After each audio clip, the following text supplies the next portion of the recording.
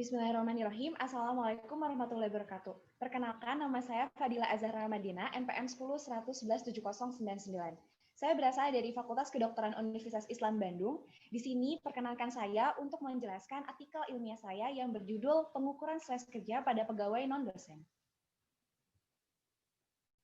Dimulai dari pendahuluannya sendiri, pengertian dari K3 berdasarkan ILO dan juga WHO mendefinisikan bahwa K3 sebagai konsep untuk mengendalikan hazard di tempat kerja, di mana salah satu hazard tempat kerja adalah hazard psikososial.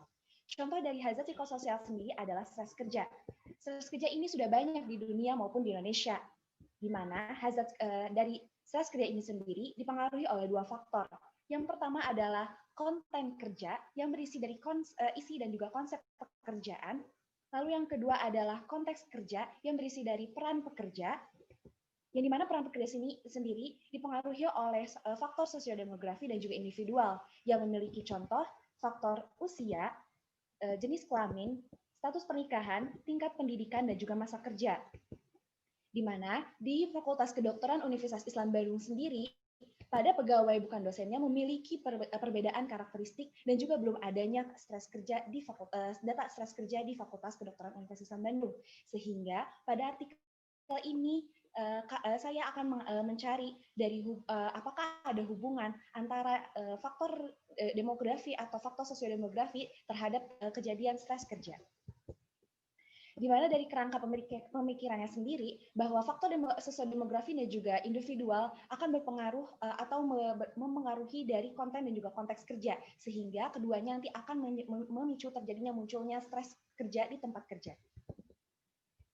Di mana pada metode penelitian ini menggunakan metode analitik observasional dengan desain penelitian cross-seksional dan menggunakan kuesioner diagnosis stres kerja Peraturan Menteri Ketenagakerjaan Nomor 5 Tahun 2018. Di mana subjek penelitiannya meliputi pegawai non-dosen di Fakultas Kedokteran Universitas Islam Bandung yang meliputi staf administrasi, laboran, tata laksana, koperasi, dan juga SOS, serta staf keamanan. Besar sampelnya terdapat 66 orang, namun dari yang penelitian ini hanya mendapatkan 43 orang responden dikarenakan adanya pengaruh dari masa pandemi ini.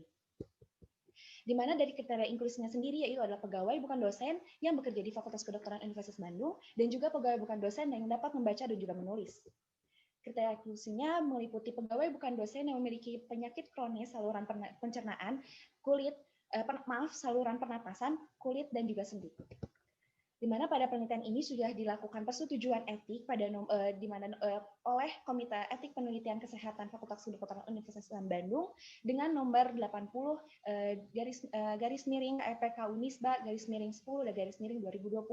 Di mana pada penelitian ini juga sudah menggunakan aspek etik dari respect of person atau autonomy, beneficent, non maleficent, justice, dan juga kerahasiaan. Dari hasil karakteristik respondennya didapatkan bahwa karakteristik pegawai bukan dosen sebagian besar berusia 26-35 tahun, berjenis kelamin pria, dengan status menikah, dan juga tingkat pendidikan SMA dengan masa kerja kurang dari 5 tahun, dan juga memiliki stres kerja tingkat stres sedang.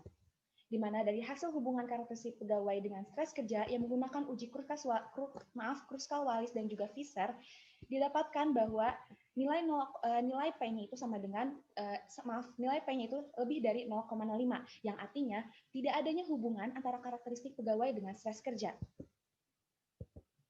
Pada penelitian ini juga sudah didukung dari beberapa penelitian dari tingkat stres kerja yang mendapatkan stres sedang, dari hubungan karakteristik pegawai dengan kejadian stres kerja, dari usia, jenis kelamin, status pernikahan, tingkat pendidikan, dan masa kerja yang tidak memiliki hubungan terhadap atau dengan adanya kejadian stres kerja.